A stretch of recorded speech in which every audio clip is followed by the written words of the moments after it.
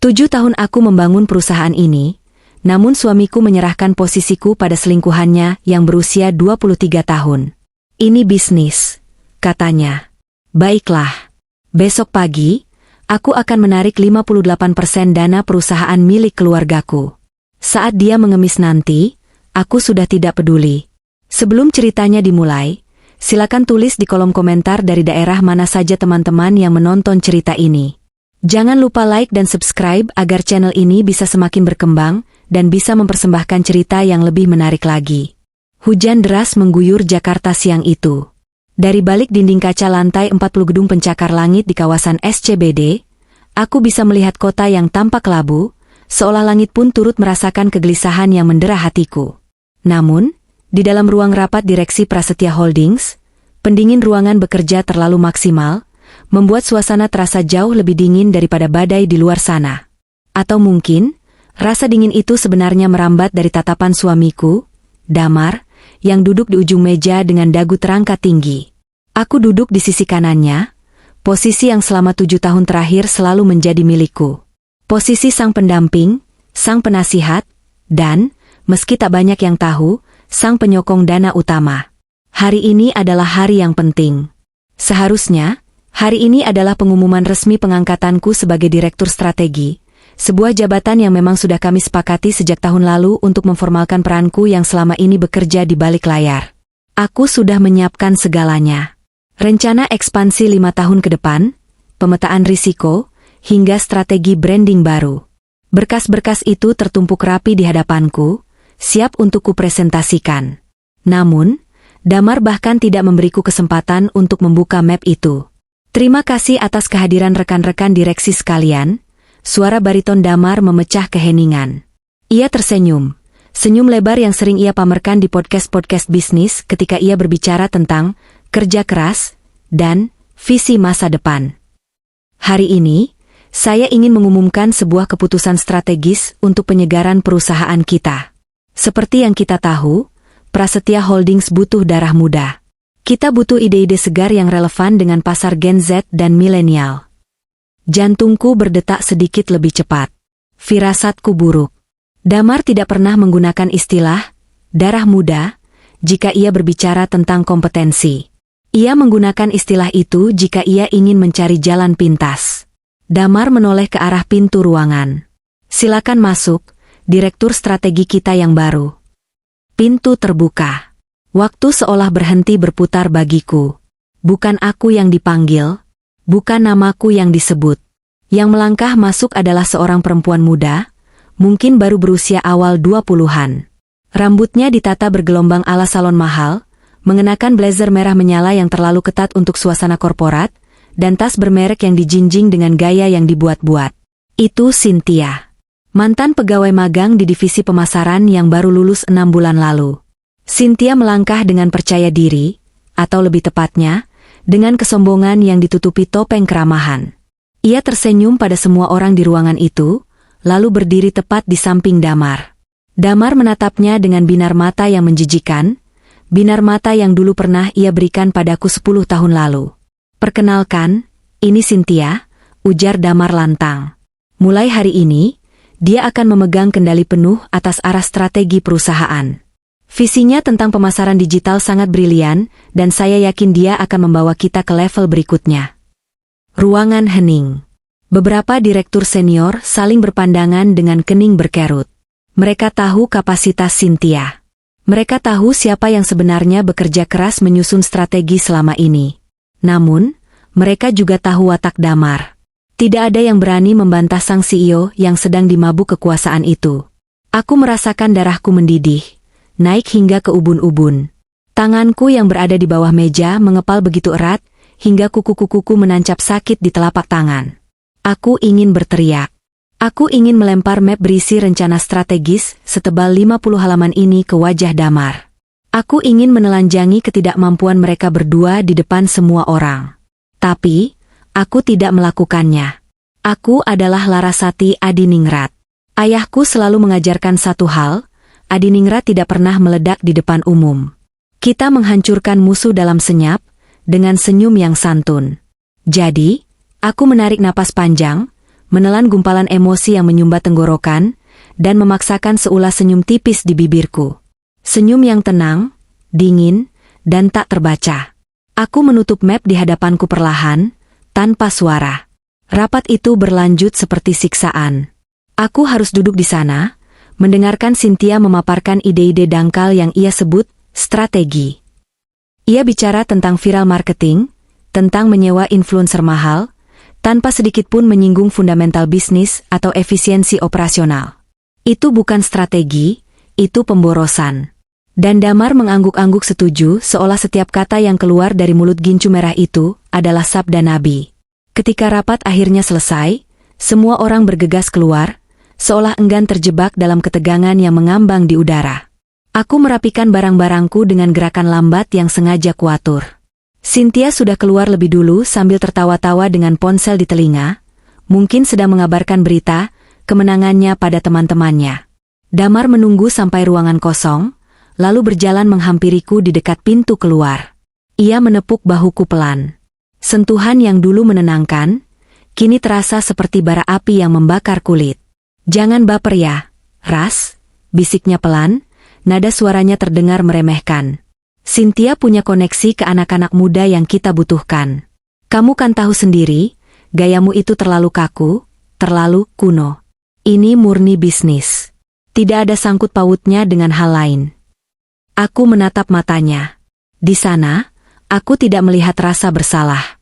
Aku hanya melihat arogansi seorang pria yang merasa dunia ada di genggamannya. Dia pikir aku bodoh. Dia pikir aku tidak tahu apa yang terjadi di belakangku.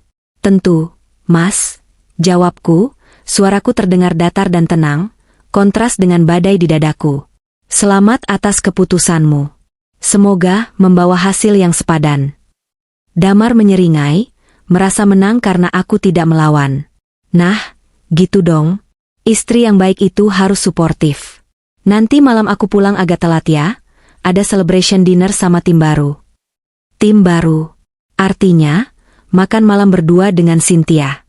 "Hati-hati di jalan, Mas," ucapku singkat. Aku melangkah keluar dari ruangan itu tanpa menoleh lagi. Langkahku tegap, daguku terangkat.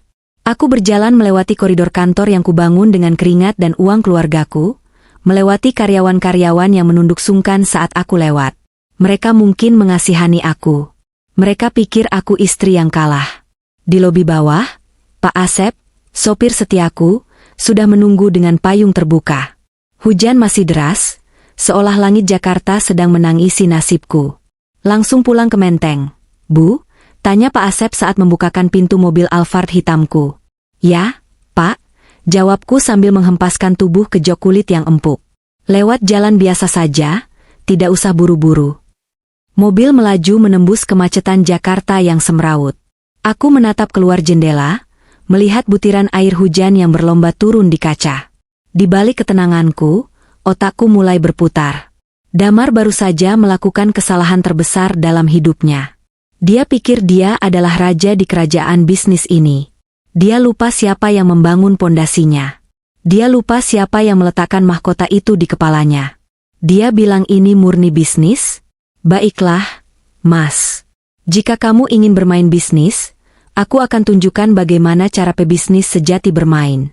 Pebisnis dari keluarga Adiningrat tidak pernah kalah. Kami hanya mundur selangkah untuk mengambil ancang-ancang menerkam. Sore itu, di tengah kemacetan Jalan Sudirman yang bising, air mataku akhirnya menetes. Satu tetes. Hanya satu. Itu adalah air mata terakhir yang akan kidedikasikan untuk pernikahan kami. Setelah ini, tidak ada lagi air mata. Yang ada hanya perhitungan. Rumah kami di kawasan Menteng menyambutku dengan keheningan yang agung.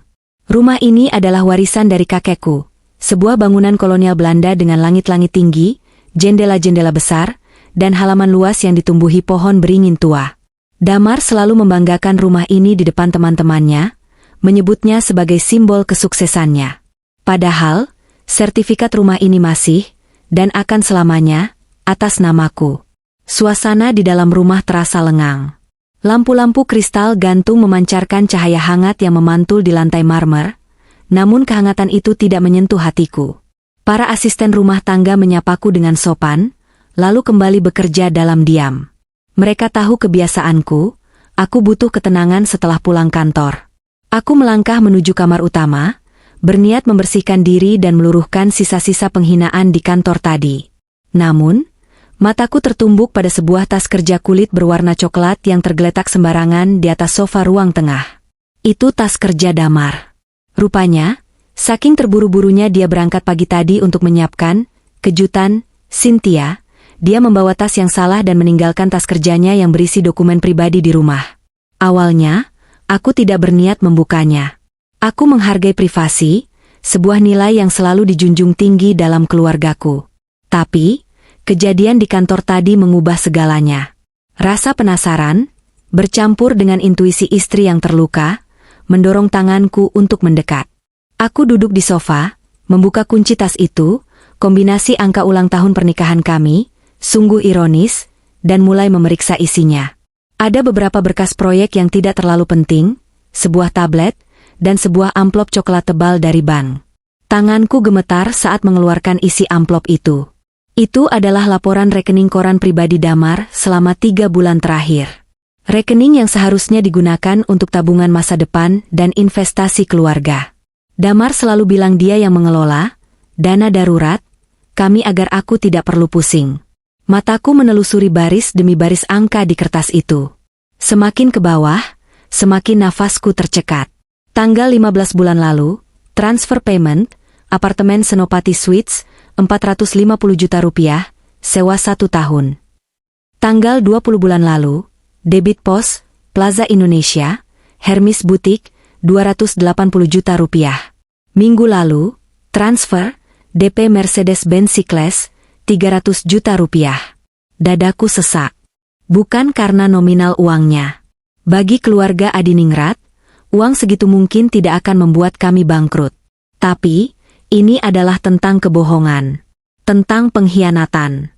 Damar menggunakan uang hasil dividen perusahaan, yang sebagian besar modalnya berasal dariku, untuk membiayai gaya hidup perempuan itu. Apartemen di Senopati, itu pasti untuk Cynthia. Tas Hermes? Aku tidak pernah menerima tas itu. Dan mobil baru? Mobilku sendiri sudah berusia 5 tahun dan Damar selalu bilang, nanti dulu ya sayang, cash flow perusahaan lagi ketat. Ternyata, cash flow itu lancar sekali mengalir ke kantong selingkuhannya. Aku merasa mual. Jadi, selama ini, saat dia bilang lembur, saat dia bilang sedang meeting dengan investor, dia sedang bermain rumah-rumahan dengan Cynthia di apartemen mewah yang dibayar dengan uangku? Ibu? Suara lembut itu menyentakku. Aku buru-buru menutup map itu dan menyeka sudut mataku. Aurel, putri tunggal kami yang baru pulang dari les piano, berdiri di ambang pintu ruang tengah. Dia masih mengenakan seragam sekolahnya, tas ransel tersampir di satu bahu. Wajahnya yang polos, perpaduan wajahku dan Damar, menatapku dengan bingung. Aurel sayang. Sudah pulang, nak? Tanyaku, berusaha menormalkan suaraku. Aurel berjalan mendekat, lalu duduk di sampingku. Dia melirik tas kerja papanya yang terbuka, tapi tidak bertanya apa-apa soal itu. Dia justru mengeluarkan ponselnya. Bu, aku mau tanya sesuatu boleh? Tanyanya ragu-ragu. Boleh dong, nak? Tanya apa? Aurel menggeser layar ponselnya dan menunjukkan sebuah postingan Instagram story padaku. Tante Cynthia itu siapa sih? Bu, kok akhir-akhir ini sering banget ada di Instastory papa? Teman kerja papa ya? Duniaku rasanya runtuh untuk kedua kalinya hari ini. Aku menatap layar ponsel Aurel. Di sana, di akun Instagram milik Damar, yang dia sembunyikan dariku dengan fitur hide story, tapi lupa menyembunyikannya dari akun anaknya sendiri, terlihat video bumerang. Damar sedang bersulang gelas wine dengan seorang wanita. Wajah wanita itu hanya terlihat separuh. Tapi aku mengenali blazer merah itu. Dan captionnya tertulis, My Support System. New Beginning. Aurel menatapku, menunggu jawaban. Matanya begitu jernih, belum terkontaminasi oleh kotornya dunia orang dewasa. Bagaimana aku harus menjelaskan padanya bahwa ayahnya sedang merayakan pengkhianatan terhadap ibunya? Iya, nak, jawabku pelan, mengelus rambut Aurel. Dia pegawai baru papa. Mungkin mereka sedang merayakan proyek baru. Oh. Aurel mengangguk, lalu menatap layar ponselnya lagi. Tapi kok Tante Cynthia posting foto di dalam mobil Papa sambil pegang tangan Papa? Captionnya, Thank you Daddy. Emang Papa jadi dedinya dia? Jantungku seperti berhenti berdetak. Aurel, dengan kepolosan anak SMP zaman sekarang yang melek teknologi, telah menemukan bukti yang lebih menyakitkan daripada tumpukan rekening koran tadi. Panggilan, Daddy. Itu menjijikkan. Aku mengambil ponsel Aurel perlahan. Boleh Ibu lihat? Benar saja. Di akun Cynthia yang ditautkan di story Damar, ada foto tangan mereka saling menggenggam di atas persneling mobil sport Damar. Cincin kawin Damar masih melingkar di jari manisnya, sebuah ironi yang menyakitkan mata. Aku mengembalikan ponsel itu pada Aurel. Aku harus kuat. Tidak boleh menangis di depan anakku. Tidak sekarang.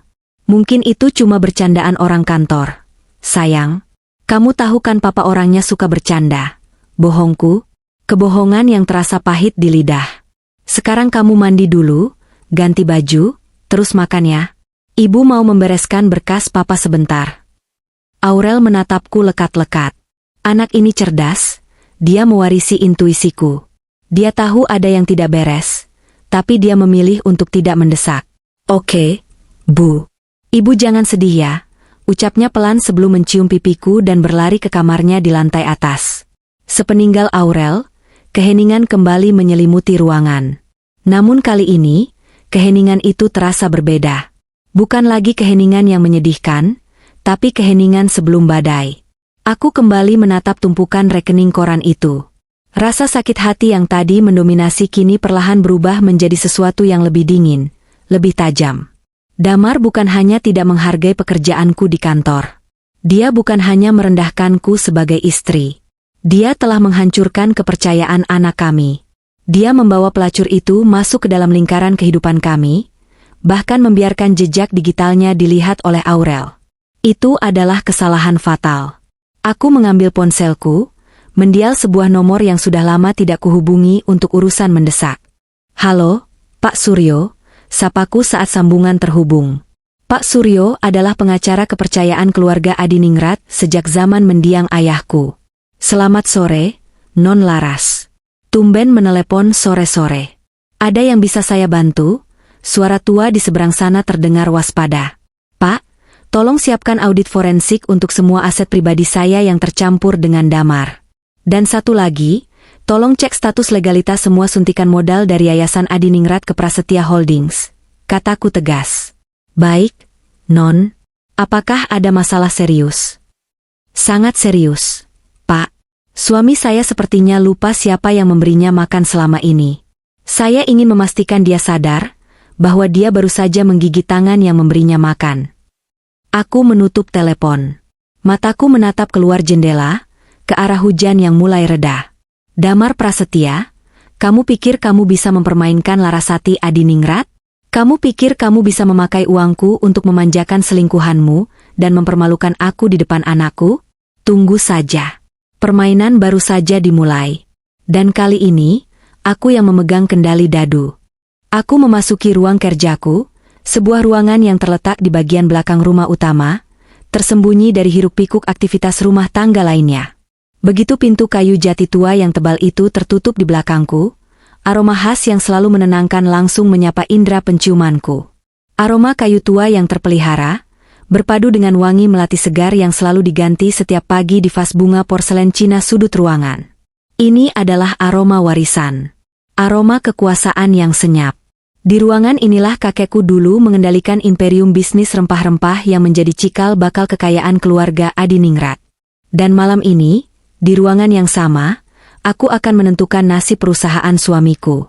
Aku duduk di kursi kulit vintage yang sudah sedikit memudar namun tetap kokoh. Di hadapanku, di atas meja kerja mahoni yang luas, laptopku menyala, menampilkan logo Prasetya Holdings sebagai wallpaper. Logo yang dulu kudesain sendiri dengan penuh cinta, lambang harapan kami berdua untuk membangun masa depan. Kini, logo itu tampak seperti lelucon yang menyedihkan. Tanganku bergerak lincah di atas keyboard, memasukkan kata sandi enkripsi yang hanya diketahui olehku dan Pak Suryo.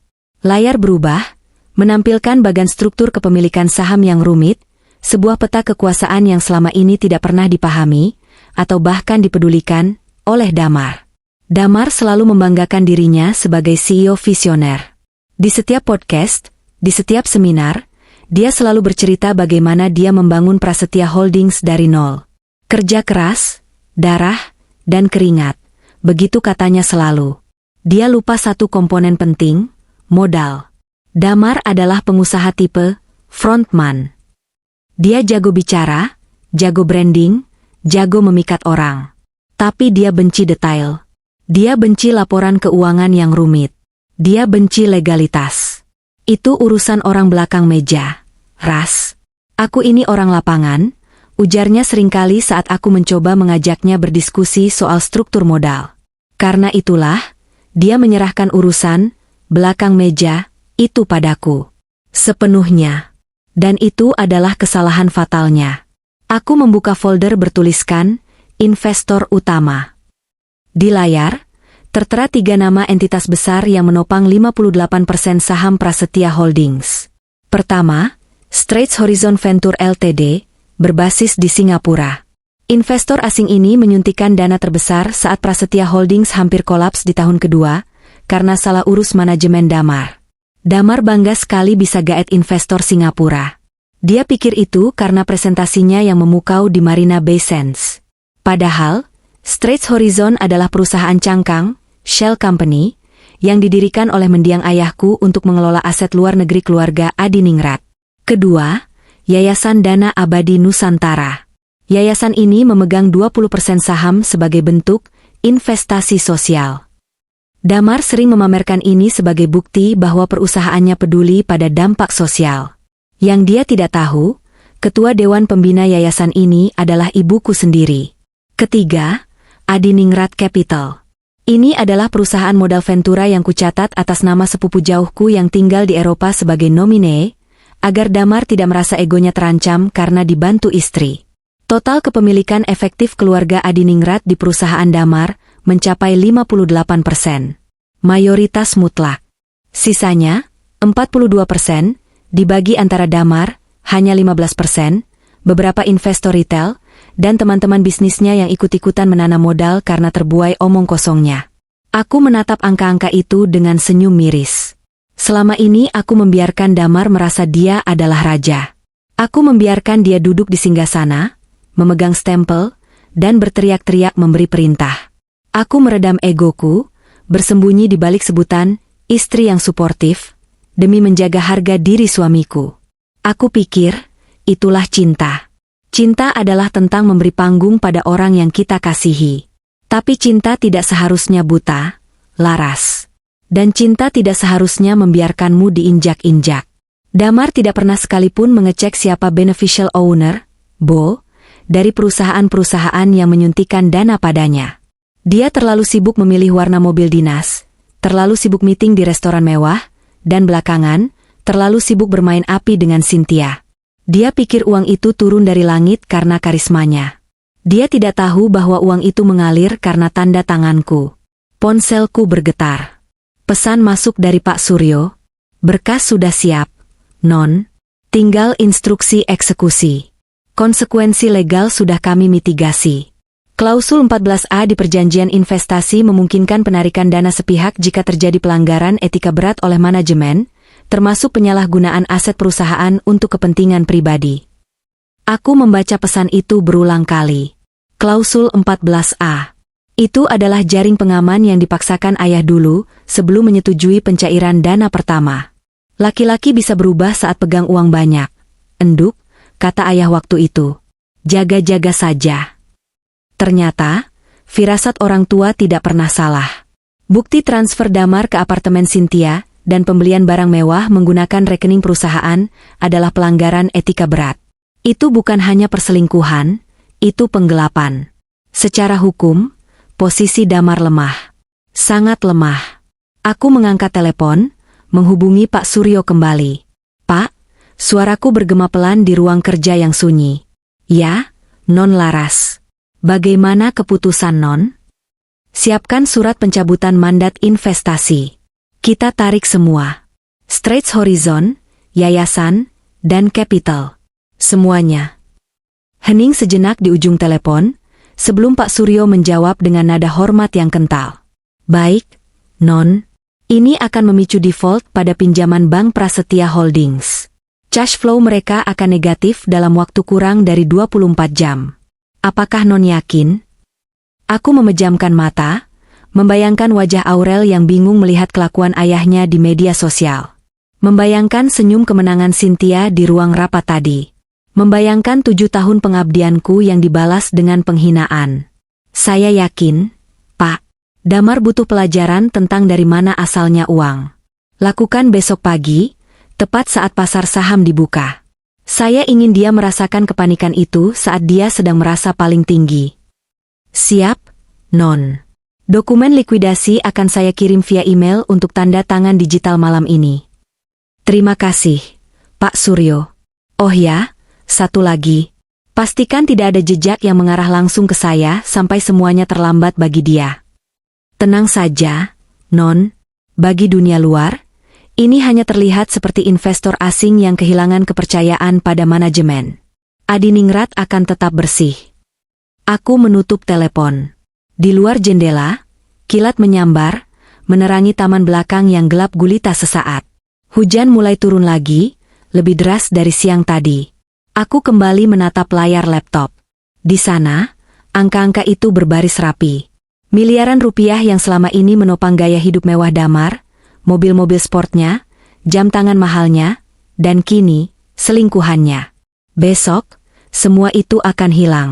Seperti istana pasir yang disapu ombak pasang. Aku merasa ada rasa sakit yang menyayat di dada, rasa duka karena harus menghancurkan apa yang ikut kubangun. Tapi di balik rasa sakit itu, ada rasa lega yang aneh. Rasa lega karena akhirnya aku berhenti berpura-pura bodoh. Rasa lega karena sang ratu akhirnya bangun dari tidurnya dan memutuskan untuk mengambil kembali mahkotanya. Malam itu, aku tidur nyenyak. Sangat nyenyak. Sementara di luar sana, badai sedang bersiap untuk menghantam kapal Damar Prasetya yang rapuh. Malam ini adalah malam puncak perayaan ulang tahun ke-7 Prasetya Holdings. Lokasinya di Ballroom Hotel Indonesia Kempinski, tepat di jantung Bundaran Hai. Lokasi yang dipilih Damar bukan karena efisiensi, tapi karena gengsi.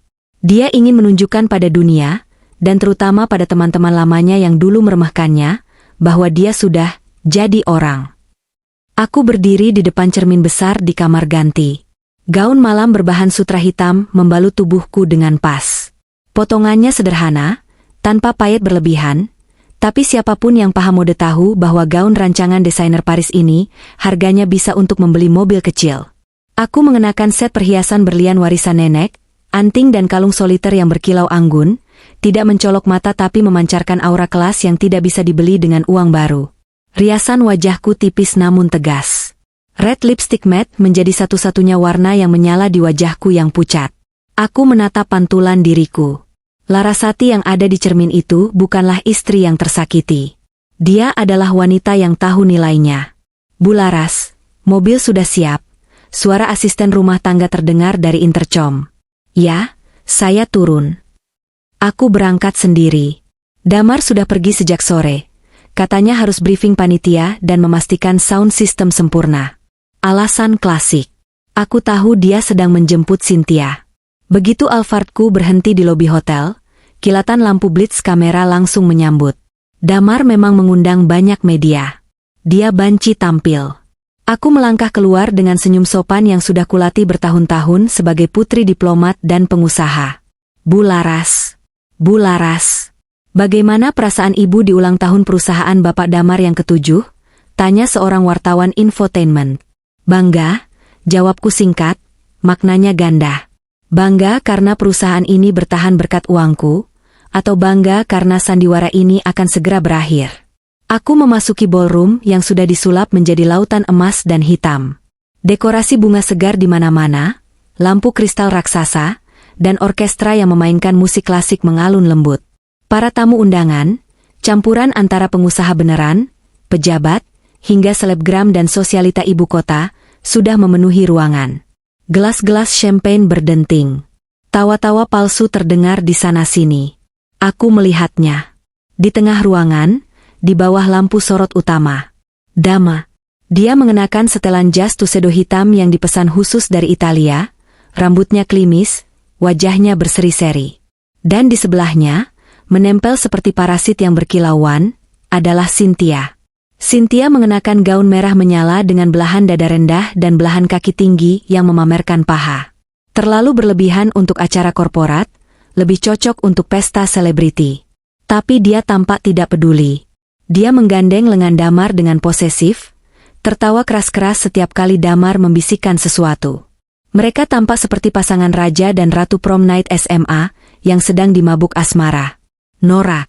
Aku menarik napas panjang, menegakkan punggung, dan melangkah mendekat. Beberapa tamu yang menyadari kehadiranku mulai berbisik. Mereka menatapku, lalu menatap Damar dan Cynthia, lalu kembali menatapku. Tatapan kasihan. Tatapan yang paling kubenci. Damar akhirnya melihatku. Senyumnya sedikit goyah, tapi dia segera menutupinya. Dia tidak melepaskan tangan Cynthia. Justru, dia menarik Cynthia lebih dekat saat aku sampai di hadapan mereka. Wah, istriku tercinta akhirnya datang. Sapa Damar dengan suara yang sengaja dikeraskan agar orang-orang di sekitar mendengar. Kenalkan lagi dong, ini Cynthia, direktur strategi andalan kita. Malam ini dia yang mengatur semua rundown acara. Loh, hebat kan? Cynthia menatapku dari ujung kaki ke ujung kepala dengan tatapan menilai. Dia tersenyum miring. Halo, Mbak Laras. Duh, gaunnya simpel banget ya. Pasti biar nggak ribet geraknya. Maklum ya, ibu rumah tangga kan biasa gerak cepat urus anak. Darahku berdesir. Hinaan halus yang dibungkus nada ramah. Dia sedang mencoba merendahkanku di depan kolega bisnis suamiku sendiri. Aku membalas senyumnya, lebih manis, lebih dingin. Halo, Cynthia. Iya, saya memang suka yang simpel dan klasik. Barang yang benar-benar mahal biasanya tidak perlu berteriak untuk dilihat. Kan? Beda dengan barang diskonan yang harus dipajang di etalase depan biar laku. Wajah Cynthia memerah padam. Senyumnya lenyap seketika. Damar buru-buru menengahi, tertawa canggung. Haha, Laras bisa aja bercandanya. Oh ya, Ras, kamu duduk di meja VIP 2 ya, bareng istri-istri direksi lain. Aku dan Cynthia harus di meja utama. Soalnya kita akan banyak on stage buat presentasi visi misi baru. Dia mengusirku. Di acara perusahaan yang 58% sahamnya milikku, dia menyuruhku duduk bersama para istri yang kerjaannya hanya arisan, sementara dia duduk di meja utama bersama selingkuhannya. Tidak masalah, Mas, jawabku tenang. Nikmati panggungmu malam ini. Benar-benar nikmati selagi bisa. Damar mengerutkan kening, seolah menangkap nada aneh dalam ucapanku, tapi egonya terlalu besar untuk memproses peringatan itu. Ya pasti dong. Tanpa aku, perusahaan ini nggak akan ada di sini. Dan jujur aja ya, Ras, dia mendekatkan wajahnya ke telingaku, berbisik dengan nada kejam, tanpa aku, kamu cuma wanita biasa yang kesepian di rumah besar itu. Kamu harusnya berterima kasih aku masih mau pulang ke rumah. Kalimat itu seperti tamparan fisik. Tanpa aku, kamu cuma wanita biasa. Aku mundur selangkah, menatap matanya dalam-dalam.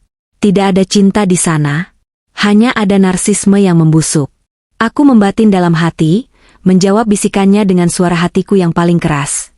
Tanpa uangku, kamu cuma pengangguran, Mas. Kamu cuma badut yang menari di atas panggung yang kubayar sewanya. Selamat bersenang-senang, Damar. Cynthia, ucapku sambil mengangguk sopan, lalu berbalik pergi. Aku berjalan menuju meja VIP 2, tapi tidak benar-benar duduk di sana. Aku hanya mengambil segelas air mineral, lalu berdiri di pinggir ruangan, mengamati.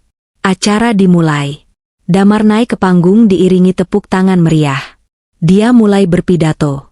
Kata-katanya penuh dengan, saya, visi saya, keberhasilan saya. Dia memanggil Cynthia ke atas panggung. Mereka berdiri berdampingan, menerima potongan kue pertama. Damar menyuapi Cynthia. Kilat kamera menyambar-nyambar gila. Para tamu bertepuk tangan. Tapi aku bisa melihat tatapan beberapa investor senior yang hadir. Mereka tampak tidak nyaman. Mereka tahu etika bisnis. Membawa wanita muda yang bukan istri sah dan bermesraan di acara resmi perusahaan adalah tanda ketidakstabilan emosi seorang pemimpin.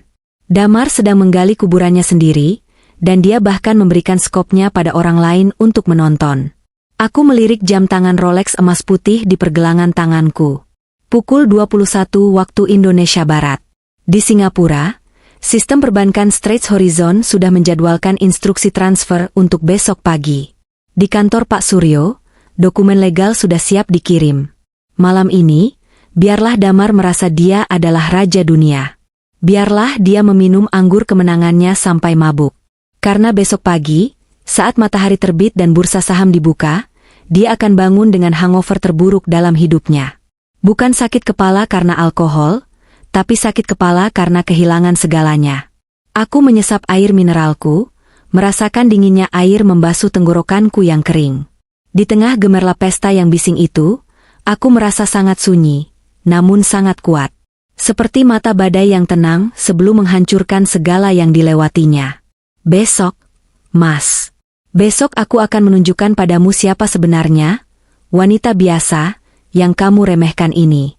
Pagi itu Jakarta diselimuti mendung tebal, seolah matahari pun enggan menjadi saksi atas kehancuran yang akan terjadi.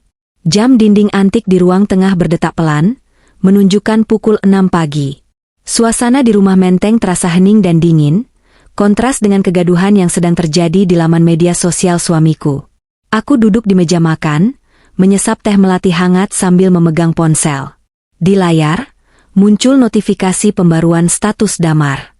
Dia baru saja mengunggah video dirinya sedang jogging di sekitaran Gelora Bung Karno.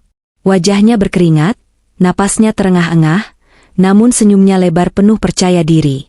Captionnya terbaca arogan, "While you slept, I grinned. CEO mindset. Another big day ahead." Aku tersenyum kecut. Big day, gumamku pelan. Ya, Mas. Ini akan menjadi hari yang sangat besar. Lebih besar dari yang bisa otakmu bayangkan. Damar pulang setengah jam kemudian, masih dengan euforia sisa pesta semalam. Dia bersiul-siul kecil saat masuk ruang makan, mengambil sepotong roti gandum tanpa menatapku. "Kamu nggak ke kantor, Ras?" tanyanya sambil lalu, sibuk membalas pesan di ponselnya, mungkin dari Cynthia. "Nanti siang," jawabku singkat tanpa mengalihkan pandangan dari iPadku. "Aku mau mengurus beberapa administrasi yayasan keluarga dulu di rumah." "Baguslah," sahutnya enteng. "Aku berangkat duluan ya.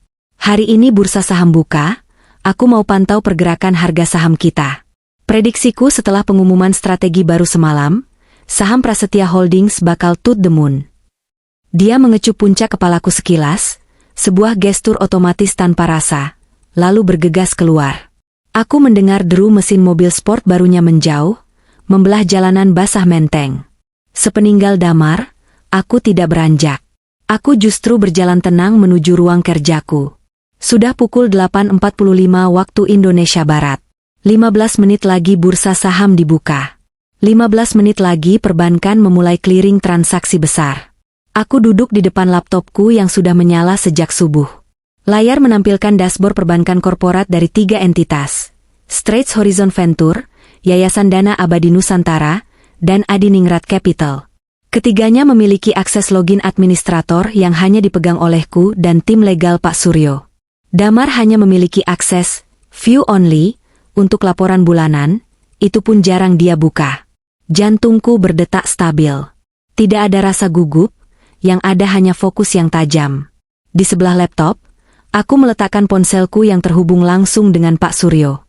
"Sudah siap, Non?" pesan singkat masuk dari Pak Suryo. "Lakukan sesuai rencana," balasku. Jam digital di sudut layar laptop berganti angka. Pukul 8.55, pukul 8.58, pukul 8.59, pukul 9 waktu Indonesia Barat. Pasar dibuka. Dengan gerakan jari yang tenang namun mematikan, aku mulai mengeksekusi perintah penarikan dana. Bukan satu persatu, melainkan perintah massal yang sudah kami skripkan sebelumnya. Klik. Perintah pertama, Adiningrat Capital menarik seluruh pinjaman lunak, shareholder loan, yang bersifat on-call.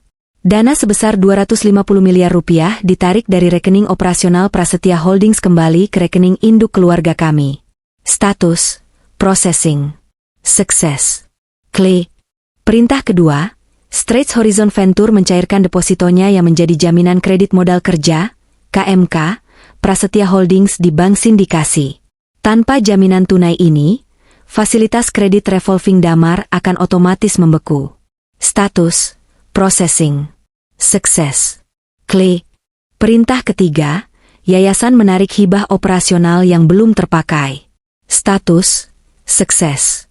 Dalam hitungan kurang dari 10 menit, aku melihat baris-baris angka di layar dashboard Prasetya Holdings berubah warna. Dari hijau yang melambangkan likuiditas sehat, menjadi merah darah yang melambangkan kekeringan kas. 14 rekening utama yang biasa digunakan Damar untuk membayar vendor, gaji karyawan, dan gaya hidup mewahnya, kini saldonya mendekati nol. Total dana yang kutarik pagi itu mencapai ratusan miliar rupiah. Angka yang fantastis bagi orang awam, namun bagi Damar, itu adalah nyawanya. Itu adalah oksigen yang ia hirup untuk menyombongkan diri. Aku bersandar di kursi kerjaku, menghela napas panjang. Rasanya seperti mencabut selang infus dari tubuh pasien yang sudah lama koma namun terus menyakiti perawatnya. Kejam? Mungkin. Tapi membiarkan parasit terus menggerogoti inangnya sampai mati juga bukan tindakan yang bijak. Ponselku mulai berkedip.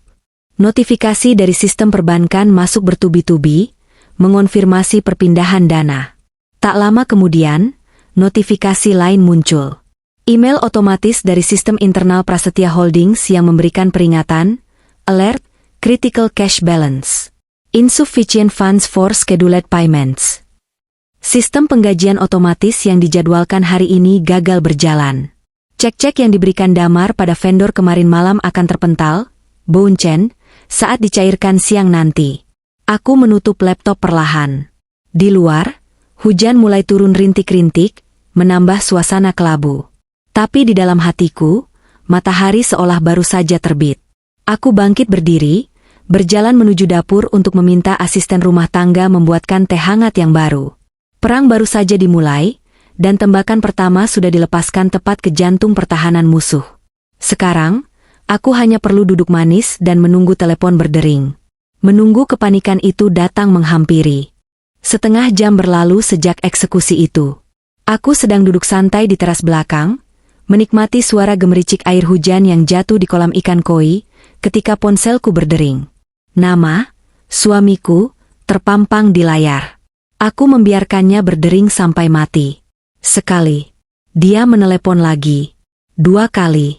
Aku masih diam, membalik halaman majalah desain interior yang sedang kubaca. Pada deringan ketiga, aku mengangkatnya dengan nada suara yang kubuat seolah-olah baru bangun tidur, sedikit serak dan malas. Halo, Mas? Kenapa sih telepon terus? Aku lagi santai nih. Sapaku. Ras? Laras. Kamu di mana? Suara Damar terdengar panik, napasnya memburu, dan di latar belakang aku bisa mendengar suara keributan. Suara telepon kantor yang berdering sahut-sahutan, suara orang berlarian, dan teriakan-teriakan panik. Di rumahlah, Mas. Kan tadi aku bilang mau di rumah. Kenapa sih teriak-teriak? Tanyaku, mempertahankan ketenangan sandiwaraku. Cek laptop kamu. Cek rekening kita sekarang. Teriak Damar, suaranya hampir pecah karena histeria. Ada yang ngehek perusahaan kita, Ras? Semuanya hilang. Dana dari Singapura, dana dari investor lokal, semuanya nol. Kosong melompong. Aku menjauhkan ponsel sedikit dari telinga, karena suaranya terlalu memekakan. Masa sih, Mas? Mungkin sistem bank lagi error kali. Kan biasa awal bulan suka maintenance. Bukan maintenance, Laras. Ini penarikan dana. Withdrawal. Barusan orang keuangan lapor ke aku, 14 rekening operasional kita disedot habis jam 9 tepat tadi. Vendor catering pesta semalam nelpon marah-marah, karena transferan DP mental. Bank sindikasi nelpon bilang kolateral kita ditarik. Aku bisa membayangkan wajahnya sekarang. Wajah pucat pasi, keringat dingin mengucur di pelipisnya, dasi mahalnya mungkin sudah longgar. Raja kecil itu sedang melihat istananya runtuh. Oh, itu, jawabku pelan. Nada suaraku berubah. Tidak lagi malas, tidak lagi pura-pura bodoh. Kini suaraku dingin, datar, dan tajam.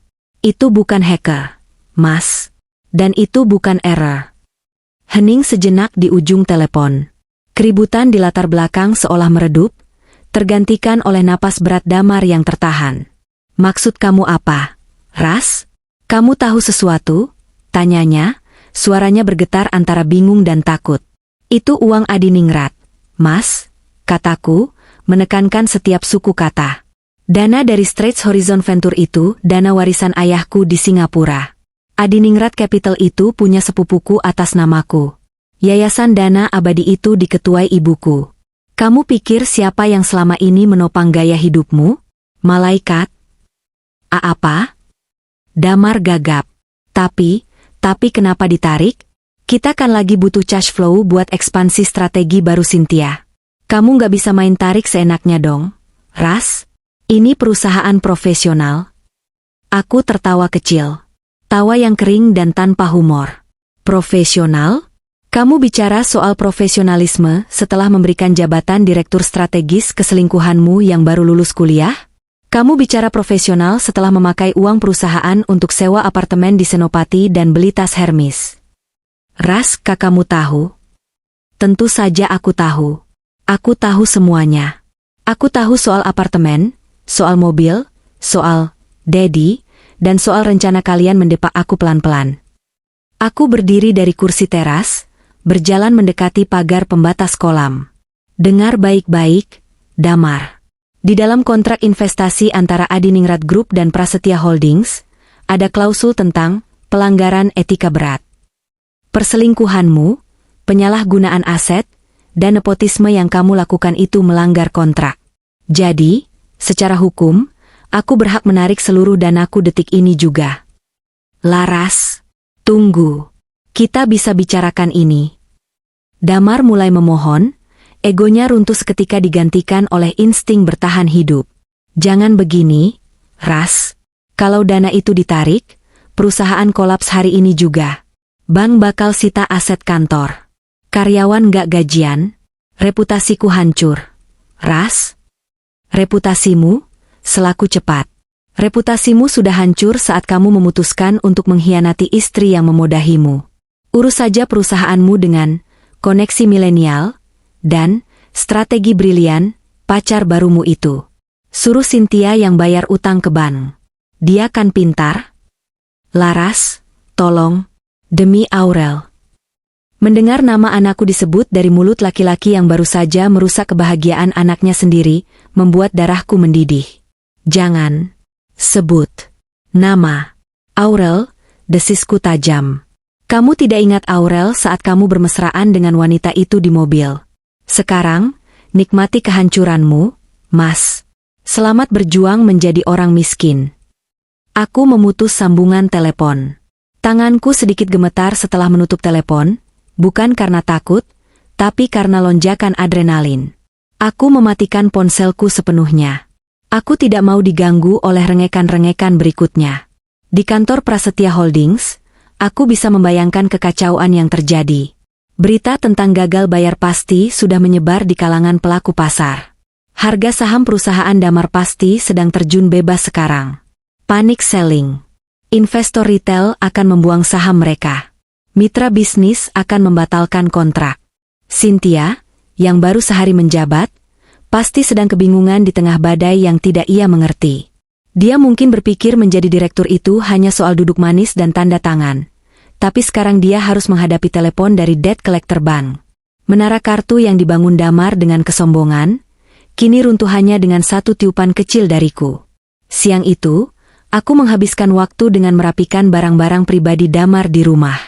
Baju-bajunya, koleksi sepatunya, semua kumasukkan ke dalam koper-koper besar. Aku tidak akan membiarkan ada jejak pengkhianat di rumah suciku ini. Saat sore menjelang, langit Jakarta masih menangis. Dan aku tahu, sebentar lagi, seorang pria yang kehilangan segalanya akan datang mengetuk pintu rumah ini, bukan sebagai raja, tapi sebagai pengemis. Dan aku akan siap menyambutnya. Malam itu, Langit Jakarta seolah turut serta dalam skenario kehancuran yang telah kurancang. Hujan bukan sekadar turun, ia menghantam bumi dengan kemarahan yang purba. Di kawasan Menteng, pohon-pohon beringin tua di halaman rumahku meliuk-liuk dihajar angin kencang, menciptakan bayangan-bayangan menakutkan yang menari di balik tirai jendela sutra ruang tamu. Suara guntur menggelegar susul menyusul, getarannya terasa hingga ke lantai marmer tempat kakiku berpijak. Jam dinding Grandfather Clock warisan kakek berdentang 8 kali. Suaranya berat dan bergema, seolah menghitung mundur sisa waktu kejayaan seseorang. Aku duduk di sofa tunggal Chesterfield berbahan kulit oxblood, menghadap langsung ke pintu utama. Punggungku tegak, kedua tanganku saling bertaut di pangkuan dengan ketenangan yang kulatih selama bertahun-tahun sebagai putri diplomat. Di atas meja di sampingku, secangkir teh chamomile yang sudah mendingin menemani sebuah map plastik bening berisi dokumen-dokumen yang akan menjadi paku terakhir di peti mati pernikahan kami. Aurel sudah tidur sejak 1 jam lalu. Aku memastikan kamar kedap suaranya terkunci rapat. Malam ini bukan tontonan untuk anak di bawah umur. Malam ini adalah panggung eksekusi bagi seorang pengkhianat. Pikiranku melayang pada kejadian 7 tahun lalu, saat Damar pertama kali datang ke rumah ini untuk melamarku. Saat itu dia juga kehujanan karena motornya mogok. Dulu, aku melihat basah kuyupnya sebagai tanda perjuangan dan ketulusan. Aku melihat matanya yang berbinar penuh ambisi sebagai potensi. Betapa bodohnya Larasati muda itu. Dia tidak tahu bahwa dia sedang mengundang serigala masuk ke dalam kandang domba. Ting-tong, ting-tong, ting-tong. Bel pintu gerbang berbunyi. Bukan bunyi bel tamu yang sopan, melainkan bunyi panjang yang ditekan berkali-kali dengan kepanikan luar biasa. Aku melirik layar monitor CCTV yang terpasang tersembunyi di dinding. Di layar hitam putih itu, di tengah guyuran hujan badai, sesosok tubuh berdiri di depan gerbang besi setinggi 3 meter yang memisahkan duniaku dan dunia luar. Dia sendirian. Tidak ada mobil sport merah yang biasa ia banggakan. Tidak ada sopir. Damar Prasetya, CEO kebanggaan majalah bisnis bulan lalu, kini tampak seperti tikus got yang terbuang. Aku menekan tombol interkom yang terhubung ke pos satpam. Pak Asep, suaraku tenang, kontras dengan gemuruh di luar. Ya, Bu, itu, Bapak di depan. Kondisinya? Suara Pak Asep terdengar ragu, mungkin kasihan melihat majikannya yang biasa tampil necis kini basah kuyup. Bukakan pintu kecil saja, Pak. Suruh dia jalan kaki dari gerbang ke pintu utama. Jangan izinkan kendaraan apapun masuk, termasuk taksi online jika ada yang mengantarnya. Baik, Bu. Aku mematikan interkom. Jarak dari gerbang depan ke pintu utama rumah ini sekitar 50 meter. 50 meter yang harus ditempuh Damar di bawah hujan badai, tanpa payung, tanpa perlindungan. Biarkan air hujan itu meluruhkan sisa-sisa kesombongannya sebelum dia menghadapku. 5 menit kemudian, pintu utama diketuk. Bukan ketukan, melainkan gedoran. Laras, buka, ini aku. Aku berdiri perlahan, merapikan sedikit kerutan di gaun rumahku, lalu berjalan menuju pintu ganda yang terbuat dari kayu jati ukiran Jepara itu. Aku memutar kunci dengan bunyi klik yang tajam, lalu membuka pintu lebar-lebar.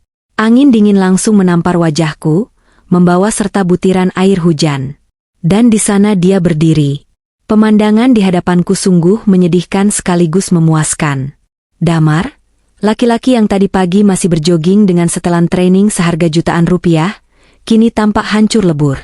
Kemeja putih brandednya basah kuyup hingga transparan, mencetak tubuhnya yang menggigil kedinginan. Celana bahan mahalnya kotor, terkena cipratan lumpur hingga ke lutut. Rambutnya yang biasanya klimis tertata pomade, kini lepek menutupi dahinya, meneteskan air kotor ke wajahnya yang pucat pasi. Dia tidak memakai alas kaki. Sepatu kulit Italia kebanggaannya entah hilang di mana. Ras. Suaranya parau, bergetar hebat. Giginya bergemerutuk menahan dingin. Aku tidak menyingkir dari ambang pintu. Aku menatapnya dari ujung rambut hingga ujung kaki, tatapan yang biasa kuberikan pada pengemis yang memaksa minta sumbangan di lampu merah. Mana mobilmu, Mas? Tanyaku datar. Pertanyaan retoris yang kutahu akan menyakitinya. Damar menelan ludah, air mata mulai bercampur dengan air hujan di wajahnya. Ditarik leasing di gerbang tol Semanggi. Suaranya pecah. Kartu e-tol aku mati. Saldo rekening kosong. Palang pintu nggak mau buka. Orang-orang leasing itu sudah nunggu di sana. Mereka kasar, ras. Mereka paksa aku turun. Mereka ambil dompetku, laptopku, jam tanganku. Semuanya ada di mobil. Dia terisak. Aku jalan kaki, ras. Aku jalan kaki dari Semanggi sampai sini. Taksi nggak ada yang mau ambil karena aplikasiku disuspend ban. Aku lari-lari kayak orang gila. Aku mendengarkan ceritanya tanpa emosi. Oh, jadi kamu merasakan bagaimana rasanya menjadi orang biasa yang tidak punya privilege? Baguslah. Itu pelajaran hidup yang mahal. Laras, tolong izinkan aku masuk. Dingin. Pintanya memelas. Aku mundur selangkah, memberinya celah. Bukan karena kasihan, tapi karena aku belum selesai dengannya. Panggung drama ini butuh pencahayaan yang lebih terang, agar aku bisa melihat kehancurannya dengan jelas. Damar melangkah masuk dengan kaki telanjang yang kotor, meninggalkan jejak lumpur hitam di atas lantai marmer putih carara yang baru saja dipoles tadi sore. Dia berdiri canggung di tengah foyer yang megah, air menetes deras dari bajunya, membuat genangan di sekelilingnya. Duduk di lantai, perintahku saat dia hendak mendekati sofa. Jangan kotori sofaku. Itu diimpor dari Milan, harganya lebih mahal dari harga dirimu saat ini. Damar terhenyak. Dia menatapku tak percaya, seolah aku baru saja menamparnya. Namun, rasa dingin dan lelah mengalahkan egonya. Dia meluruhkan tubuhnya ke lantai marmer yang dingin, duduk bersimpuh seperti seorang pesakitan di hadapan hakim. Ras, kenapa kamu tega? Bisiknya, menunduk menatap tangannya yang keriput karena air. Aku suamimu, bapak dari anakmu. Kenapa kamu hancurkan aku sampai setitik ini? Aku menghancurkanmu? Aku tertawa kecil, tawa yang kering dan tajam. Aku berjalan mengelilinginya, bunyi hak sepatuku bergema di ruangan sunyi itu. Koreksi sedikit, Mas. Aku tidak menghancurkanmu. Aku hanya mengambil kembali apa yang menjadi milikku. Kamu yang menghancurkan dirimu sendiri saat kamu memutuskan untuk berpikir bahwa kamu lebih pintar dari Larasati Adiningrat. Damar mendongak, matanya merah menyala. Aku hilaf, Ras. Sumpah mati aku hilaf. Ini semua gara-gara perempuan jalang itu. Ah, fase penyangkalan dan menyalahkan orang lain. Klasik. Namanya Cynthia, Mas. Tadi pagi kamu masih menyebutnya, koneksi milenial, dan masa depan perusahaan. Kenapa sekarang jadi perempuan jalang? Sindirku. Dia yang goda aku. Damar mulai berteriak, suaranya menggema putus asa. Dia yang mendekatiku duluan waktu company gathering di Bali tahun lalu. Dia bilang aku karismatik, dia bilang aku pantas dapat pendamping yang lebih fun, lebih muda, bukan yang kaku kayak kamu. Aku cuma laki-laki biasa, Ras. Iman aku goyah. Dia memanipulasi aku. Aku berjongkok di hadapannya, menatap matanya dalam-dalam. Jarak wajah kami hanya beberapa sentimeter. Aku bisa mencium bau keringat, bau hujan, dan bau keputusasaan darinya. Berhenti memposisikan dirimu sebagai korban, Damar, desisku tajam. Cynthia mungkin menggoda, tapi kamu yang membuka pintu. Kamu yang membelikan dia apartemen di Senopati, menggunakan dividen perusahaan. Kamu yang membelikan dia tas Hermes, seharga 300 juta rupiah, sementara kamu bilang ke aku kalau cash flow lagi seret. Kamu yang membawa dia ke hotel bintang 5 setiap kali kamu izin dinas luar kota. Mata Damar membelalak. Kak, kamu tahu sedetail itu? Aku tahu semuanya. Aku tahu warna spray di apartemen itu. Aku tahu restoran favorit kalian. Aku bahkan tahu kamu membelikan dia lingerie sutra warna merah 2 minggu lalu di Plaza Indonesia. Struknya ada di saku jasmu yang kamu minta laundry. Aku tersenyum miring. Kamu pikir aku bodoh? Kamu pikir karena aku diam di rumah, aku buta? Damar terdiam. Napasnya memburu. Dia menyadari bahwa selama ini dia hidup dalam akuarium, dan aku adalah penonton yang mengamati setiap gerak-geriknya dari luar kaca. Tapi Ras. Damar mencoba meraih tanganku, tapi aku menepisnya kasar. Oke, aku salah. Aku bajingan. Aku ngaku. Tapi tolong, jangan begini caranya. Perusahaan itu hidupku, Ras. 7 tahun aku bangun Prasetya Holdings. Kalau kamu tarik dana itu, ribuan karyawan bakal kena PHK. Kamu nggak kasihan sama mereka? Kamu mau tanggung dosa membuat orang lain menderita?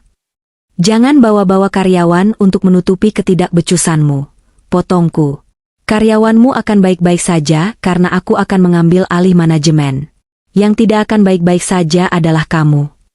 Damar mulai menangis lagi, kali ini lebih keras. Dia bersujud, keningnya menyentuh lantai yang dingin. Ampun, Ras. Demi Tuhan aku tobat. Aku bakal putusin Cynthia detik ini juga. Aku bakal blokir nomor dia. Kita mulai dari awal ya. Demi Aurel.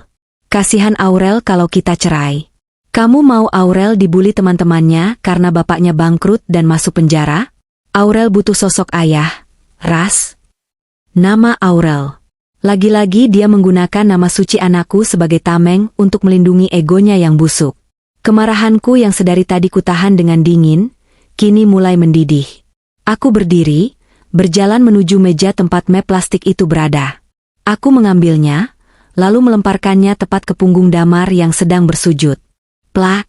Map itu mendarat, isinya berhamburan keluar. Baca itu, bangsat!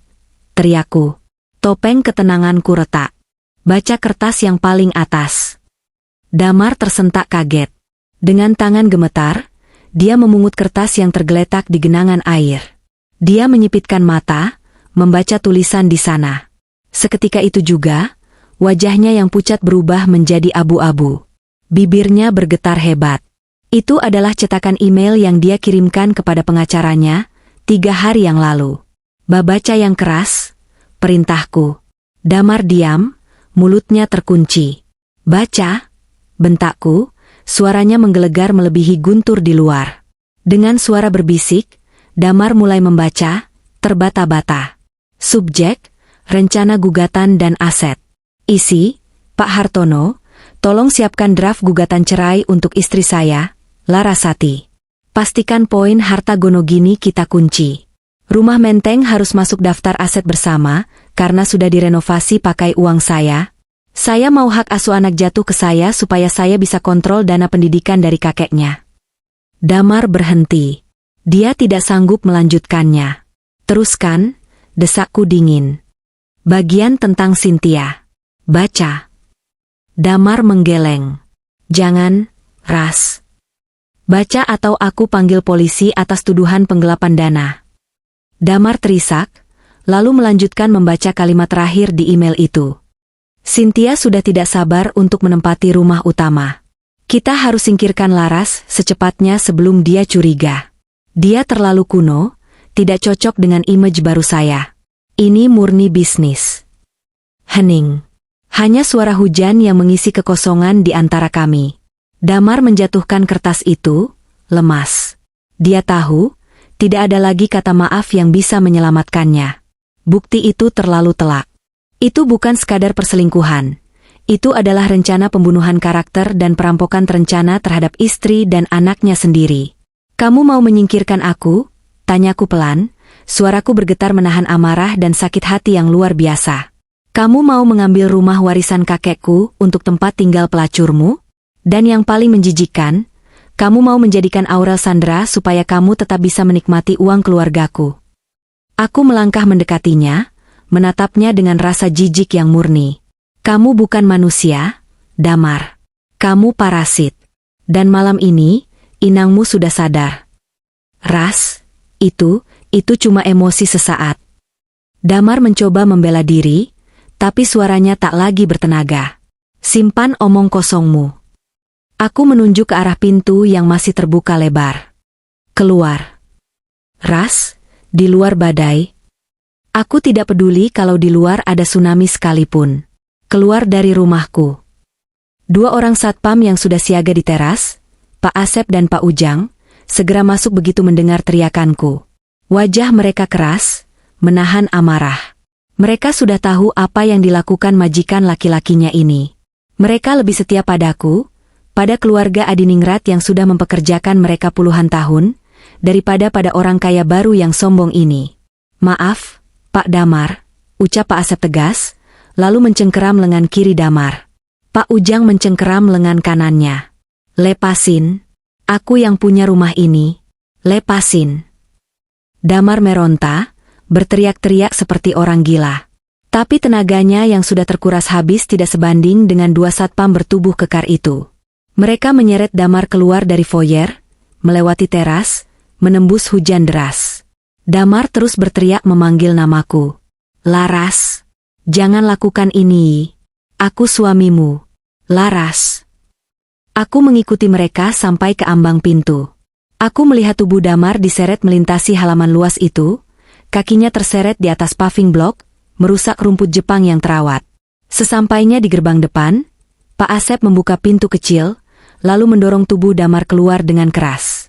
Damar jatuh terjerembab ke aspal jalanan yang tergenang air keruh. Blam! Gerbang besi ditutup. Suara kunci digeser terdengar nyaring.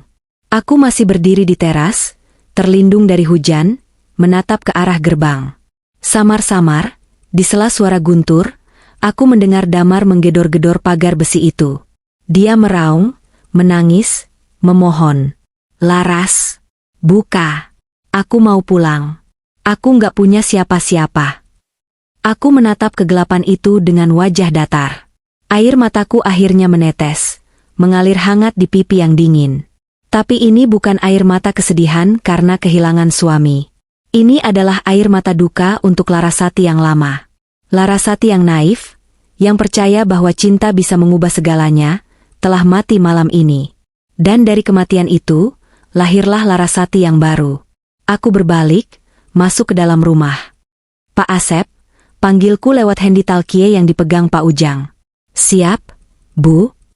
Pastikan dia tidak ada di depan gerbang dalam 5 menit. Kalau masih ada, panggil polisi patroli, laporkan ada orang gila yang mengganggu ketertiban umum. Siap laksanakan, Bu. Aku menutup pintu utama yang berat itu. Menguncinya. Keheningan kembali menyelimuti rumah menteng. Tapi kali ini, udaranya terasa lebih ringan. Lebih bersih. Seolah badai di luar sana telah mencuci bersih semua kotoran yang selama 7 tahun ini menempel di dinding-dinding rumahku. Aku berjalan menuju tangga, naik ke lantai 2. Aku harus mengecek Aurel. Hidup kami baru saja dimulai. 3 bulan kemudian. Lift pribadi berdinding kaca itu meluncur naik dengan mulus menuju lantai 40. Jakarta di pagi hari tampak begitu cerah. Langit biru bersih tanpa awan, seolah alam semesta sedang merayakan kebangkitan yang terjadi di gedung ini. Pintu lift terbuka. Hal pertama yang menyambutku bukanlah resepsionis yang sibuk berdandan, atau lukisan abstrak pretensius pilihan Damar yang dulu tergantung di lobi direksi. Hal pertama yang kulihat adalah logo baru yang terpasang gagah di dinding marmer hitam di belakang meja resepsionis. Tulisan, Prasetya Holdings, sudah dimusnahkan, dilebur, dan dibuang ke tempat sampah sejarah. Kini, tulisan emas, Adiningrat Group, bersinar di sana, dengan logo bunga teratai stilasi, lambang keluarga kami, yang melambangkan kesucian dan kebangkitan dari lumpur.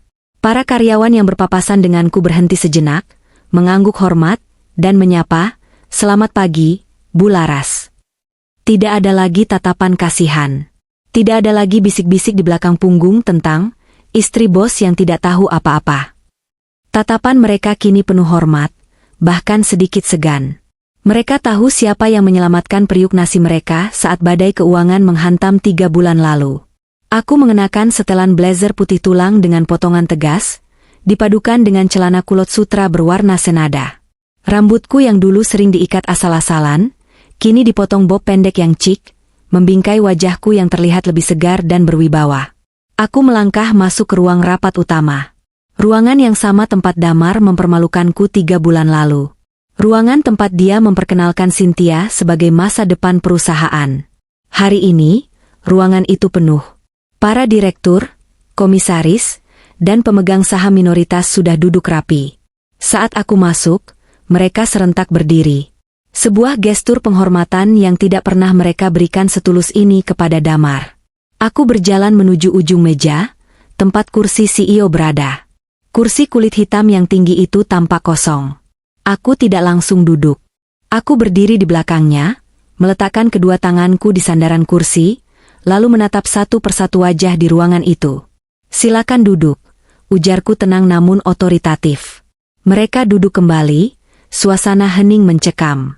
"Bapak dan Ibu sekalian," aku memulai, suaraku bergema jernih. 3 bulan lalu, perusahaan ini hampir karam karena nahkoda yang mabuk oleh kekuasaan dan ilusi. Kita kehilangan kepercayaan pasar, kita kehilangan likuiditas, dan yang terburuk, kita kehilangan integritas. Aku memberi jeda, membiarkan kata-kataku meresap. Tapi hari ini, saya berdiri di sini untuk menyampaikan bahwa masa krisis itu sudah berakhir. Laporan kuartal ini menunjukkan kita sudah kembali profit. Adiningrat Capital telah menyuntikkan dana segar untuk restrukturisasi utang. Dan yang paling penting, kita telah membersihkan kanker yang menggerogoti tubuh organisasi ini. Aku melirik layar proyektor yang menampilkan grafik pertumbuhan saham yang melesat naik, warna hijau yang menyejukkan mata. Kedepannya, tidak ada lagi proyek-proyek narsis yang tidak masuk akal. Tidak ada lagi promosi jabatan berdasarkan hubungan pribadi. Di Adiningrat Group, kita bekerja berdasarkan meritokrasi. Kompetensi adalah raja. Siapa yang bekerja keras, dia yang akan naik. Siapa yang bermain api, dia akan terbakar. Paham? Paham, Bu, seru mereka serempak. Rapat itu berlangsung efektif. Tidak ada lagi omong kosong berjam-jam seperti zaman damar.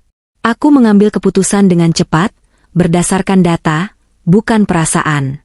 Saat rapat selesai dan ruangan mulai kosong, Maya, sekretaris baruku yang cekatan, menghampiri dengan membawa tablet. "Bu Laras, ada beberapa hal yang perlu Ibu ketahui di luar agenda rapat," ujarnya hati-hati. "Tentang apa?" Aku menyesap air mineral, duduk bersandar di kursi CEO-ku. Rasanya pas. Kursi ini seolah memang dibuat untukku. "Tentang pihak-pihak masa lalu," jawab Maya diplomatis. Dia tahu aku tidak suka menyebut nama mereka. "Tunjukkan." Maya meletakkan tablet itu di meja. Di layar, terbuka sebuah halaman media sosial yang sedang viral. Itu adalah cuplikan siaran ulang live streaming dari akun gosip. Wajah di video itu sangat familiar, meski kondisinya jauh berbeda dari terakhir kali aku melihatnya. Cynthia. Di video itu, Cynthia sedang duduk di lantai sebuah kamar kos sempit. Dinding di belakangnya catnya mengelupas, ada gantungan baju plastik yang penuh dengan pakaian murahan. Wajah Cynthia terlihat kusam, jerawat mulai muncul di dahinya yang dulu mulus hasil perawatan klinik mahal. Dia sedang menangis histeris di depan kamera ponselnya. "Tolong dong netizen, jangan hujat aku terus," ratap Cynthia di video itu, air mata buaya meleleh merusak mascaranya. "Aku juga korban di sini. Damar yang janjiin aku macam-macam. Dia bilang dia duda kaya, ternyata semua punya istrinya. Sekarang aku dipecat, di blacklist semua perusahaan, mau makan aja susah. Beli krim pemutih daganganku dong, please." Aku membaca kolom komentarnya. Ribuan komentar bergulir cepat, dan tidak ada satupun yang bersimpati. "Makan tuh karma. Dulu pamer tas Hermes hasil nyuri uang binisah, sekarang jualan krim abal-abal. Styling korban lo gak laku, Neng, tobat sana. Si Damar mana? Udah gak tajir jadi ditinggalin ya? Dasar parasit." Aku tersenyum tipis. Cynthia mendapatkan hukuman sosial yang jauh lebih kejam daripada penjara. Dia menjadi lelucon publik. Mimpinya untuk menjadi sosialita papan atas hancur lebur. Dia kini hanyalah konten sampah yang ditertawakan orang untuk hiburan sesaat. "Dan Damar?" tanyaku, menggeser layar tablet itu karena muak melihat wajah Cynthia. Maya menyentuh layar beberapa kali, membuka sebuah laporan dari detektif swasta yang kusewa untuk memantau, hanya untuk memastikan dia tidak mendekati Aurel. "Pak Damar, kondisinya memprihatinkan, Bu. Setelah diusir dari kontrakan lamanya karena tidak bisa bayar, dia sekarang tinggal di daerah pinggiran Bekasi, numpang di rumah petak kerabat jauhnya."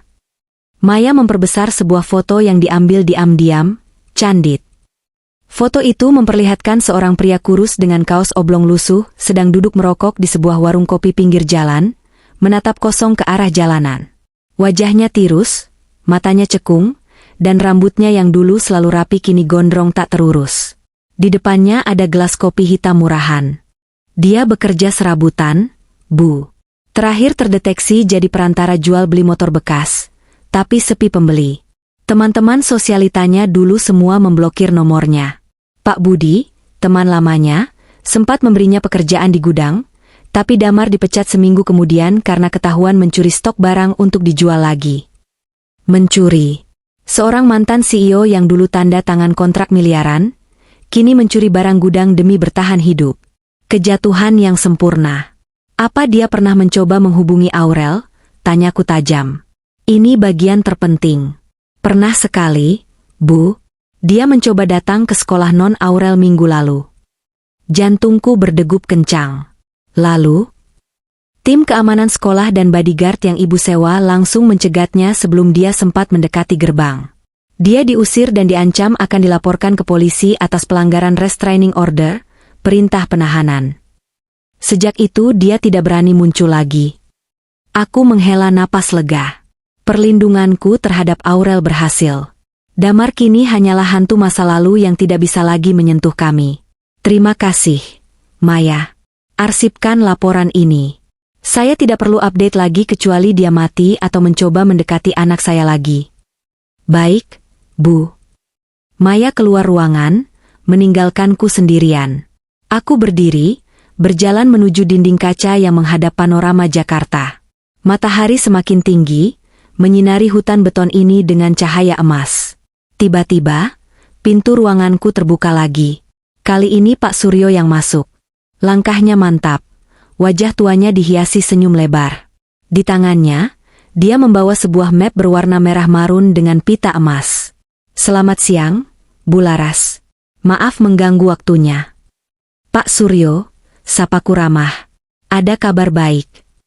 Kabar yang sangat baik, Bu. Pengadilan Agama baru saja mengeluarkan putusan ingkrah. Akta cerai sudah terbit. Pak Suryo meletakkan map itu di atas meja kerjaku. Aku menatap map itu sejenak. Di dalamnya adalah lembaran kertas yang membebaskanku secara hukum, agama, dan negara dari ikatan beracun bernama Damar Prasetya. Aku membuka map itu. Di sana tertulis jelas, putusan perceraian. Hak asuh anak jatuh sepenuhnya ke tangan ibu. Harta Gonogini diputuskan nihil karena adanya perjanjian pisah harta dan bukti penggelapan oleh pihak tergugat. Damar kalah telak. Dia tidak mendapatkan 1 sen pun. Dia keluar dari pernikahan ini sama seperti saat dia masuk. Tanpa apa-apa, bahkan minus harga diri. Aku mengambil pulpen Montblanc kesayanganku, lalu menandatangani tanda terima dokumen tersebut. Goresan tintanya terasa ringan, seolah beban ribuan ton terangkat dari pundakku. Terima kasih, Pak Suryo. Anda bekerja sangat luar biasa, ucapku tulus. Sama-sama, Bu. Ini adalah kemenangan keadilan. Oh ya, ada titipan pesan dari Ibu Anjani, ibuku. Beliau bilang, selamat datang kembali, Nak. Singgasana ini memang milikmu sejak awal. Mataku memanas mendengar pesan dari ibu. Selama ini ibu diam, membiarkanku memilih jalan hidupku, meski dia tahu Damar bukan pria yang tepat. Dia membiarkanku jatuh agar aku belajar cara bangkit. Dan sekarang, aku sudah bangkit lebih kuat dari sebelumnya. Sampaikan salam sayang saya untuk ibu, jawabku. Sepeninggal Pak Suryo, aku melirik jam tangan. Pukul 4 sore. Waktunya pulang. Bukan pulang untuk melayani suami yang tidak tahu diri, tapi pulang untuk menemui satu-satunya orang yang paling berharga dalam hidupku. Sore itu, mobil Alphard baruku, aku menjual yang lama karena terlalu banyak kenangan buruk, melaju membelah kemacetan Jakarta Selatan. Aku menjemput Aurel di tempat les piano. Saat Aurel keluar dari gedung les, wajahnya berbinar cerah. Dia berlari kecil menghampiriku, rambutnya yang dikuncir kuda bergoyang-goyang lucu. Dia tampak jauh lebih bahagia 3 bulan ini. Tidak ada lagi ketegangan di rumah, tidak ada lagi suara bentakan atau pertengkaran orang tua yang harus dia dengar dari balik pintu. Ibu. Aurel memelukku erat. Hai, sayang. Gimana lesnya? Lancar. Tadi Miss Diana puji aku, katanya jariku makin luas. Oh ya, Bu. Nilai ulangan matematikaku keluar hari ini, serunya antusias saat kami masuk ke dalam mobil. Oh ya? Berapa? Aurel merogoh tasnya, mengeluarkan kertas ulangan dengan angka 100 tertulis besar dengan tinta merah. 100 dong. Sempurna. Aku tertawa, memeluknya dan mencium pipinya. Wah, hebat banget anak ibu. Ini harus dirayakan. Ye, makan sabu-sabu ya, Bu? Di tempat favorit kita? Apapun yang Tuan Putri mau, jawabku. Di dalam restoran yang hangat, di tengah uap kuah sabu-sabu yang mengepul, aku menatap Aurel yang sedang sibuk memasukkan daging ke dalam panci. Dia tertawa, bercerita tentang teman sekolahnya, tentang hal-hal remeh yang menyenangkan. Aku tersadar akan satu hal. Damar pernah berkata, tanpa aku, kamu cuma wanita biasa yang kesepian. Betapa salahnya dia. Tanpa dia, aku bukan kesepian. Tanpa dia, aku justru menemukan kembali diriku yang hilang.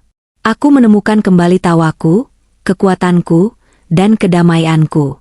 Aku melihat keluar jendela restoran. Jakarta di malam hari tampak gemerlap. Lampu-lampu gedung pencakar langit berkelap-kelip seperti bintang yang turun ke bumi. Di salah satu gedung itu, aku memimpin ribuan orang. Di rumah yang nyaman, aku membesarkan seorang putri yang cerdas dan bahagia. Aku mengangkat gelas teh hijauku, seolah bersulang pada bayangan diriku sendiri di kaca jendela. Selamat tinggal, masa lalu, bisikku pelan, nyaris tak terdengar. Dan selamat datang, masa depan. Sang ratu telah kembali bertahta. Bukan karena dia butuh mahkota untuk dihormati, tapi karena dia akhirnya menyadari bahwa mahkota itu selalu ada di kepalanya, hanya saja selama ini tertutup debu pengkhianatan yang kini telah tersapu bersih. Dan kali ini, dia tidak akan pernah membiarkan siapapun menggesernya lagi.